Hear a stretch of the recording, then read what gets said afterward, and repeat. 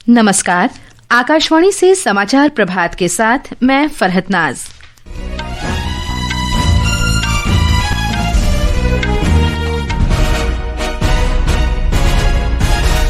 प्रधानमंत्री नरेंद्र मोदी विभिन्न विकास परियोजनाओं के शुभारंभ के लिए कल बिहार और पश्चिम बंगाल जाएंगे। रेलवे दीपावली और छठ पूजा के दौरान बिहार के लिए 12,000 से अधिक विशेष रेलगाड़ियां चलाएगी। विदेश मंत्री डॉक्टर सुब्रमण्यम जयशंकर ने कहा, भारत और रूस के बीच 4 वर्ष में वस्तुओं का व्यापार 5 गुना बढ़ा। इजरायल ने कहा, गाजा शहर पर कब्जे और नियंत्रण के लिए सैन्य कार्रवाई का पहला कदम उठाया गया। भारतीय पहलवान तपस्या ने बुल्गारिया में 20 वर्ष से कम आयु वर्ग की विश्व कुश्ती चैंपियनशिप में स्वर्ण पदक जीता। और प्रथम खेलो इंडिया जल क्रीड़ा महोत्सव आज से श्रीनगर की डल झील में शुरू। अब समाचार विस्तार से। प्रधानमंत्री नरेंद्र मोदी कल बिहार और पश्चिम बंगाल के दौरे पर रहेंगे। प्रधानमंत्री बिहार के गया में लगभग 13,000 करोड़ रुपए की कई विकास परियोजनाओं का शिलान्यास और लोकार्पण करेंगे। श्री मोदी गंगा नदी पर ओंटा सिमरिया पुल परियोजना का उद्घाटन करेंगे, जिससे उत्तर और दक्षिण बिहार के बीच संपर्क बढ़ेगा। वे राष्ट्रीय राजमार्ग 31 के बख्तियारपुर से मोकामा तक 4 लेन वाले खंड का भी उद्घाटन करेंगे। इससे भीड़भाड़ और यात्रा के समय में कमी आएगी तथा यात्री और माल ढुलाई में सुधार होगा। प्रधानमंत्री पश्चिम बंगाल में 5,200 करोड़ रुपए से अधिक की विकास परियोजनाओं का शिलान्यास और लोकार्पण करेंगे। रेल मंत्री अश्विनी वैष्णव ने घोषणा की है कि दीपावली और छठ पर्व के अवसर पर 12,000 विशेष रेलगाड़ियां चलाई जाएंगी। राष्ट्रीय जनतांत्रिक गठबंधन एनडीए में बिहार के नेताओं के साथ चर्चा के बाद श्री वैष्णव ने ये घोषणा की। जो दीपावली और छठ के आगामी 2 बड़े त्योहार हैं, इसके लिए विशेष व्यवस्था की जाए, ऐसी डिस्कशन में आया। और साथ ही साथ ये भी ध्यान रखा जाए कि किस तरह से हमारे यात्रियों को रिटर्न जर्नी में सुविधा हो। तो इस चर्चा के बाद में ये तय हुआ 12,000 स्पेशल ट्रेन चलाई जाएंगी, जिससे कि यात्रियों को इन 2 बड़े पर्वों पर किसी भी प्रकार की असुविधा न हो। रेल मंत्रालय ने न केवल नई रेलगाड़ियां चलाने बल्कि कई अन्य योजनाओं और बुनियादी ढांचा परियोजनाओं पर भी काम किया है। एक रिपोर्ट। सामान्य श्रेणी के यात्रियों की सुविधा के लिए दिल्ली गया, सहरसा, अमृतसर, छपरा दिल्ली और मुजफ्फरपुर हैदराबाद के लिए 4 नई अमृत भारत रेलगाड़ियां शुरू की जाएंगी। दिल्ली में बिहार के एनडीए नेताओं ने दीपावली और छठ पर्व के लिए रेलवे व्यवस्थाओं की समीक्षा के लिए रेल मंत्री अश्विनी वैष्णव से मुलाकात की थी। 13 से 26 अक्टूबर तक यात्रा करने वाले और 17 नवम्बर से 1 दिसम्बर तक वापसी यात्रा करने वाले यात्रियों को नई प्रायोगिक योजना के अंतर्गत कन्फर्म टिकट के साथ साथ वापसी किराए में 20% की छूट भी मिलेगी। समाचार कक्ष से अलका सिंह। लोकसभा ने ऑनलाइन गेमिंग संवर्धन और विनियमन विधेयक 2025 पारित कर दिया है। ये विधेयक ई स्पोर्ट्स और ऑनलाइन सोशल गेम्स को प्रोत्साहित करने और हानिकारक ऑनलाइन मनी गेमिंग सेवाओं पर प्रतिबंध लगाने के बारे में है। विधेयक का उद्देश्य युवाओं और कमजोर वर्ग को ऐसे खेलों के प्रतिकूल प्रभाव से बचाना है। इलेक्ट्रॉनिक्स और सूचना प्रौद्योगिकी मंत्री अश्विनी वैष्णव ने कहा कि पिछले 11 वर्षों में डिजिटल प्रौद्योगिकी क्षेत्र में काफी वृद्धि हुई है। श्री वैष्णव ने आकाशवाणी समाचार से विशेष बातचीत में कहा कि ऑनलाइन मनी गेमिंग समाज के लिए गंभीर चिंता का विषय है। मनी गेम्स के कारण ऐसे एक्सट्रीम केसेस कई सारे हुए हैं, जिसमें युवाओं ने ऑनलाइन गेमिंग में बहुत सारा पैसा कमाने के बाद में सुसाइड की तरफ आगे बढ़े। वर्ल्ड हेल्थ ऑर्गेनाइजेशन ने तो इसको पब्लिक हेल्थ का एक बड़ा इश्यू माना है और डिसऑर्डर की तरह से उसको घोषित किया है। तो इस तरह की परिस्थितियों में जरूरी था कि एक ऐसा बिल लाया जाए जो कि समाज के लिए जो उपयोगी है उसको प्रमोट करे, एनकरेज करे, और जो समाज के लिए हानिकारक है उसको रोके। महाराष्ट्र में नासिक और नागपुर के जिला निर्वाचन अधिकारियों ने चुनाव विश्लेषक संजय कुमार के नाम 2 मामले दर्ज कराए हैं। संजय पर लोकसभा और नवंबर में देवलाली तथा रामटेक विधानसभा चुनाव के बारे में गलत जानकारी से मतदाताओं को गुमराह करने के आरोप हैं। सीएसडीएस के संजय कुमार ने महाराष्ट्र में मतदान पर सवाल उठाए थे। ये समाचार आकाशवाणी से प्रसारित किए जा रहे हैं। ताज़ा समाचार जानने के लिए आप हमारे social media handle X @AIR News Hindi को फॉलो कर सकते हैं। समाचार प्रभात में आपका फिर स्वागत है। विदेश मंत्री डॉक्टर सुब्रमण्यम जयशंकर ने कहा है कि पिछले 4 वर्षों में भारत रूस द्विपक्षीय वस्तु व्यापार में 5 गुना से भी अधिक वृद्धि हुई है। ये 2021 में $13 अरब से बढ़कर 2024-25 में $68 अरब हो गया है। डॉक्टर जयशंकर ने इस अवधि में व्यापार असंतुलन के करीब 9 गुना बढ़ने पर चिंता प्रकट की। Over the last 4 years, bilateral trade in goods has increased from fivefold, from $13 billion in 2021 to $68 billion in 24-25, and it continues to grow. However, a major trade balance has accompanied the growth. It has increased from $6.6 billion to $58.9 billion, which is about 9 times. So we need to address that urgently. विदेश मंत्री ने कल Moscow में रूस के उप प्रधानमंत्री Dennis मंटरोव के साथ भारत रूस अंतर सरकारी व्यापार, आर्थिक, वैज्ञानिक, तकनीकी और सांस्कृतिक सहयोग आयोग की 26वीं बैठक की अध्यक्षता की। विदेश मंत्री आज मॉस्को में रूस के विदेश मंत्री सरगेई लावरोव के साथ बैठक करेंगे।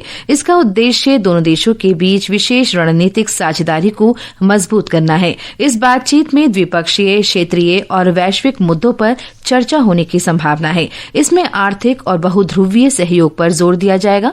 दोनों नेताओं के बीच परिवहन, लॉजिस्टिक्स और वित्तीय व्यवस्था के विकास पर विशेष रूप से बातचीत होगी। श्री जयशंकर और लावरोव एशिया प्रशांत में विकसित हो रहे सुरक्षा ढांचे, यूक्रेन में संघर्ष, अफगानिस्तान की स्थिति और फलस्तीन इजराइल के बीच जारी संघर्ष सहित कई अंतर्राष्ट्रीय घटनाक्रमों में भी विचार विमर्श होने की संभावना है। विदेश मंत्री डॉक्टर सुब्रमण्यम जयशंकर ने कहा है कि भारत रूस के बीच साझेदारी मजबूत हो रही है और सहयोग के नए क्षेत्रों तथा अवसरों की तलाश भी की जा रही है। मॉस्को में भारत रूस व्यापार मंच की बैठक में उन्होंने व्यवसायियों से अधिक व्यापार और अधिक निवेश करने तथा आर्थिक सहयोग के नए रास्ते तलाशने का आह्वान किया।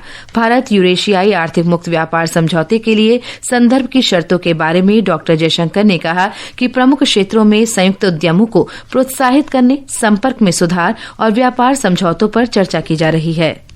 We want to send you all a clear message that an enduring strategic partnership must have a strong and sustainable economic component. Realizing that means moving on multiple fronts. We have today concluded the terms of reference for the India-Eurasian Economic Union FTA. That will surely make a difference when concluded. We spoke about motivating joint ventures in key areas where the demand is already established. रूस ने वैश्विक शक्ति के रूप में भारत की सराहना की है और इसे विविध विदेश नीति के साथ विकसित हो रही आर्थिक शक्ति बताया है। भारत में रूस के राजदूत रोमन बाबुश्किन ने कल नई दिल्ली में संवाददाता सम्मेलन में कहा कि दोनों देशों के परस्पर हित हैं और उन्होंने लगातार सहयोग के रास्ते तलाशे हैं। श्री बाबुश्किन ने कहा कि इस वर्ष के अंत में राष्ट्रपति पुतिन की भारत यात्रा का कार्यक्रम तैयार किया जा रहा है। The relations are expanding. They are uninterrupted.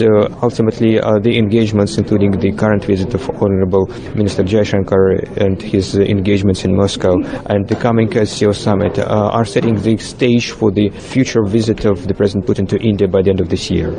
Israel ने गाजा शहर पर कब्जा करने और उसे अपने नियंत्रण में लेने के लिए योजनाबद्ध सैन्य कार्रवाई का पहला कदम उठाया है। सेना पहले से ही बाहरी इलाकों ज़ैतून और जबालिया में बड़े हमले की तैयारी में लगी है। इजराइल के रक्षा मंत्री इजराइल कॉट्ज ने कल इस योजना को मंजूरी दी। इस सप्ताह के अंत में इजराइल की सुरक्षा कैबिनेट में इस योजना की समीक्षा की जाएगी। इजरायली रक्षा बल IDF के बयान में कहा गया है कि इस अभियान के लिए 60,000 रिजर्व सैनिकों को बुलाया जा रहा है। एक रिपोर्ट। इसराइल का लक्ष्य हमास के सैन्य ढांचे को गाजा की आबादी से अलग करके कमजोर और नष्ट करना है। हालांकि कई देशों ने इस हमले की आलोचना की है। फ्रांस के राष्ट्रपति इमैनुअल मैक्रों ने चेतावनी दी है कि इससे आपदा और क्षेत्रीय अस्थिरता पैदा हो सकती है। अंतर्राष्ट्रीय रेड क्रॉस समिति ने भी गाजा की स्थिति पर चिंता प्रकट की है। उसने चेतावनी दी है कि लड़ाई बढ़ने से स्थिति और खराब होगी तथा शेष 50 बंधकों की रिहाई में बाधा आएगी। समिति ने तत्काल युद्ध विराम करने और मानवीय सहायता बेहतर बनाने का अनुरोध किया है। इस बीच कतर और मिस्र ने 60 दिनों के युद्ध विराम और लगभग आधे बंधकों की रिहाई से संबंधित नए युद्ध विराम समझौते का प्रस्ताव रखा है। हमास इस योजना से सहमत है, लेकिन सरकार ने कहा है कि लिपुलेख दर्रे के माध्यम से चीन के साथ सीमा व्यापार के बारे में भारत का रुख सुसंगत और स्पष्ट रहा है। विदेश मंत्रालय के प्रवक्ता रणधीर जायसवाल ने कहा कि भारत ने इस संबंध में नेपाल के विदेश मंत्रालय की टिप्पणियों पर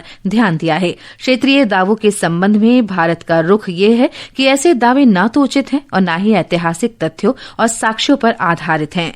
और अब खेल जगत की खबरों के साथ हैं वीरेंद्र कौशिक।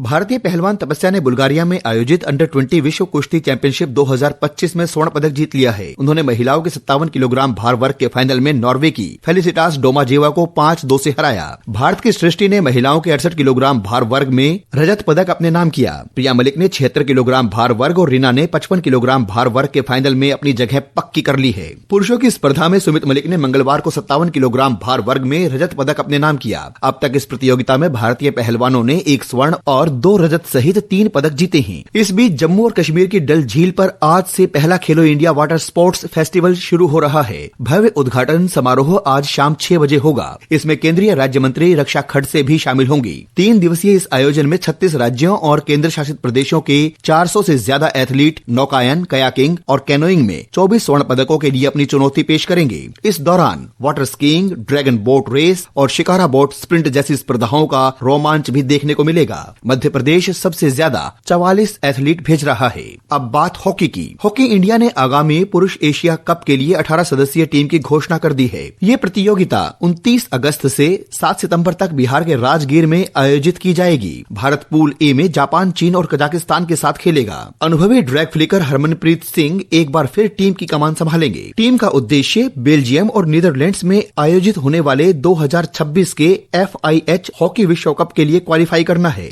मौसम विभाग ने आज गुजरात में अत्यधिक तेज वर्षा की चेतावनी जारी की है। आज सौराष्ट्र और कच्छ में मूसलाधार वर्षा और कुछ स्थानों पर तेज वर्षा होने की संभावना है। अगले 2 दिन तक महाराष्ट्र और देश के उत्तर पूर्वी हिस्सों में कुछ स्थानों पर तेज वर्षा का अनुमान है। वहीं बिहार, छत्तीसगढ़, राजस्थान, झारखंड, मध्य प्रदेश, उड़ीसा, उत्तराखंड, कोंकण और गोवा में भी कल तक तेज वर्षा की संभावना है। उधर तेलंगाना में भद्राद्री कोठागुडेम जिले के भद्राचलम में गोदावरी नदी का जलस्तर 48 फीट को पार कर गया है, जिसके बाद देर रात दूसरी बार बाढ़ की चेतावनी जारी की गई है। ये समाचार हमारी वेबसाइट www.newsonair.gov.in और हमारे news on AIR mobile app पर भी उपलब्ध हैं। और अब आज के समाचार पत्रों की सुर्खियों के साथ हैं आकर्षिता सिंह। धन्यवाद फरहत। विपक्ष के हंगामे के बीच लोकसभा में 3 विधेयक पेश किए जाने का समाचार आज सभी अखबारों की सुर्खी बनी है। जनसत्ता लिखता है, लोकसभा में संविधान संशोधन विधेयक की प्रतियां फाड़ी गई, हाथापाई की नौबत। अमर उजाला ने गृह मंत्री अमित शाह के शब्द प्रकाशित किए हैं। जनता तय करे पीएम, सीएम या मंत्री को जेल से सरकार चलानी चाहिए या नहीं।